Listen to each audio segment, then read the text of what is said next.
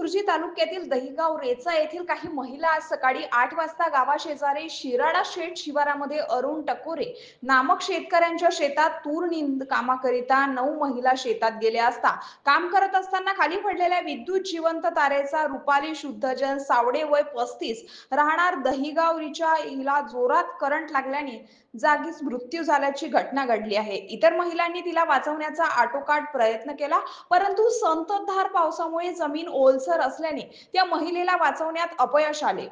इतर 8 महिलांची प्राणहानी टळली, अन्यथा मोठा दुर्दैवी प्रसंग महिलावर ओढून आला होता।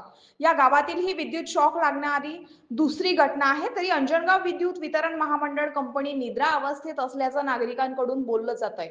मृत्यू पावलेल्या महिलेला 2 मुली असून मजुरी काम करत असल्याचं समजलं। आम्ही शेतात पाणी केले असता जिवंत तार अस्ताव्यस्त व इतर खांबावर पडलेल्या दिसून आल्या।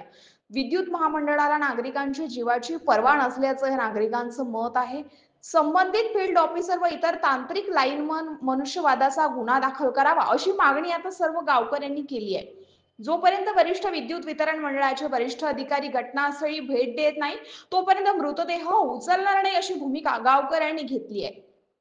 घटनास्थळावर अंजनगाव सुर्जी पोलीस स्टेशनचे ठाणेदार सूरज तेलगोटे, दुय्यम ठाणेदार भास्कर व काही कर्मचारी दिसून आले। या दुर्दैवी घटनेमुळे सर्व गावात शोककळा पसरलेली आहे। मृतकांच्या कुटुंबाच्या विद्युत वितरण कंपनीकडून तात्काळ आर्थिक मदत करावी अशी मागणी सुद्धा नागरिकांकडून केली जात आहे। Maharashtra Star News one chief bureau Premdas Tayde, Anjangaon Surji.